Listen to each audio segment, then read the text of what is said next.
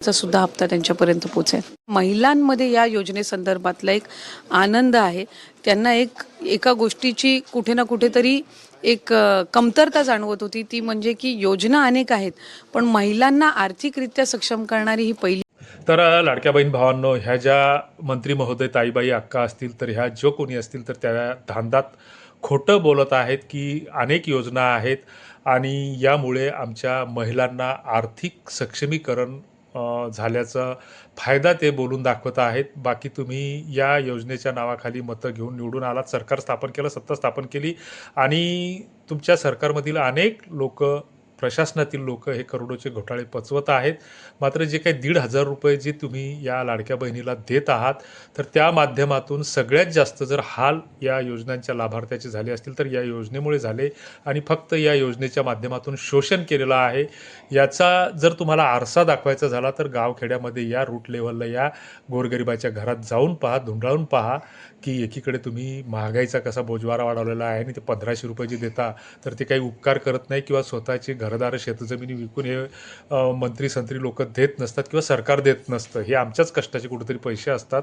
मात्र हा आवाज तुमच्यापर्यंत पोहोचत नाही आणि पोहोचला तरी तुम्ही गेंड्याची कातडी पांघरलेले सगळे लोक आहात. तर असो, या महिलांचे जे काही हाल तुम्ही केलेले आहेत तर गरज नसताना, कारण नसताना जून 2024मध्ये ज्यावेळेस तुम्ही ही योजना जाहीर केली मतावर डोळा ठेवून आणि 14 ऑगस्ट 2024 रोजी जेव्हा पहिल्या टप्प्यामध्ये लाडक्या बहिणीच्या खात्याला 4,500 रुपयापर्यंत तुम्ही जो पैसे जमा केले, तर गरज नसताना, कारण नसताना खाती ही स्टॉप, डॉरमॅट आणि होल्ड केली तुम्ही KYCसाठी. त्यावेळेस आमच्या महिलांचे प्रचंड हाल झाला की त्यावेळेस निंदाचा हंगाम सुरू होता, शेतातली कामं पडलेली होती आणि अशा स्थितीमध्ये पावसाळ्याचे दिवस होते. पावसाळ्याच्या दिवसामध्ये जे काही आखाडच्या तोंडाला म्हणजे जून आणि मे महिन्यामध्ये जे काही आमच्या गावखेड्यातल्या महिला ज्या काही डाळी साळी कुरुडे आरुडे कुरुड्या पापड्या पापडं हे जे करून ठेवतात, लोणचं वगैरे, तर त्याला महिन्यातून एकदा बाहेर काढावं लागतं, त्याला वाळवण ऊन द्यावं लागतं. ही एक पारंपरिक आपली पद्धत आहे. त्याच्यामध्ये त्याला जाळे आळे किंवा किडे पडू नये म्हणून त्यांना त्याच्यात काय आपण कीटकनाशक औषध टाकू शकत नाही, कारण ते खाद्यान्न असतं. आणि अशा स्थितीमध्ये या महिलांना 8-8 15-15 दिवस त्या KYCच्या रांगेत उभं राहावं लागलं. त्यावेळेस त्यांचं लोणच्याचा कसा खार झाला आणि पापडाला कुरुड्याला शेवयाला कसे जाळे आळे लागले हे वेगळं सांगायची गरज नाही आणि ते तुम्हाला दिसणारही नाही. दुसरीकडे ज्या काही त्याच्यानंतर 18 सप्टेंबर 2025 रोजी गरज नसताना, कारण नसताना तुमच्या चुकांवर पांघरून घालण्यासाठी तुम्ही पुन्हा KYCचा फतवा काढला आणि KYCतून काय तुम्ही कुठलं साध्यता निर्माण केली की त्याच्यातून फक्त तुम्ही एवढी पडताळणी केली की त्या महिलेचं आधारला मोबाईल नंबर लिंक आहे किंवा नाही.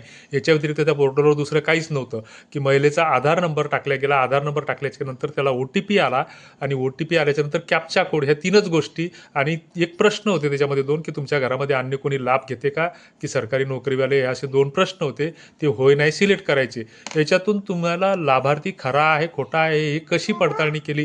कारण ज्यावेळेस तुम्ही ॲप्लिकेशन किंवा पोर्टल लॉन्च केलं सुरुवातीला योजनेची ज्यावेळेस जाहीरनामा झाला त्यावेळेस, तर तुमचे जे काही सॉफ्टवेअरचे इंजिनियर असतील किंवा सरकारने ज्याला पॅकेज आणि पैसे दिले असतील जे सॉफ्टवेअर तयार करण्यासाठी, तर ते काही नशापानी करून होते का की त्यांना व्हॅलिडेशन त्यावेळेस करता आलं नाही का, त्यांना पडताळणी करता आली नाही का? की प्रत्येक याच्यामध्ये ज्यावेळेस तुमचं आधार कार्ड काढलं गेलं, बँकेचे खाते काढले गेले, तर त्यावेळेस मॅन्डेटरी कंपल्सरी जेंडर सिलेक्ट केला गेलं की स्त्रीलिंग आहे, पुरुषलिंग आहे का थर्ड जेंडर आहे.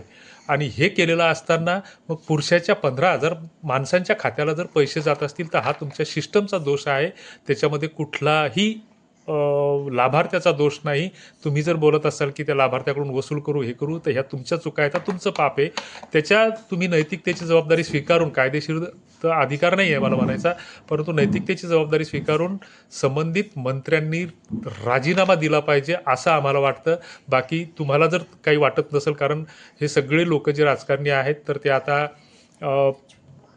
बेशरम झालेले आहेत आणि त्याच्यामुळं त्यांच्यावर काही फरक पडणार नाही. परंतु ही जी काही योजना आहे तर अजूनही 10 महिलांना पैसे जमा झाले, अजूनही त्या कामधंदे सोडून बँकेत जातात, कुठल्या तरी ग्राहक सेवा केंद्रावर जातात, मात्र त्याच्या खात्यात पैसे नसतात आणि मग अडाणी महिलांना समजत नाही, मग परत त्या बँकेत जातात, परत KYC करतात, तिथं 100-200 रुपये घालतात, इकडं रोजगार हमीचं काम पडलेलं असतं, शेतातलं काम पडलेलं असतं, घरातलं काम पडलेलं असतं आणि ही अशी फक्त ऊट जिंदा आणि तोच धंदा अशी ही व्यवस्था तुम्ही या महिला भगिनींची करून ठेवलेली आहे. द्यायचं असेल तर सुखासुखी द्या, नाही तर भीक नको पण कुत्रावर या गतीप्रमाणे ही योजना बंद केली तरी चालेल. असं आम्हाला वाटतं. बाकी तुम्हाला काय वाटतं ते कॉमेंट बॉक्समध्ये नक्की कळवा. धन्यवाद.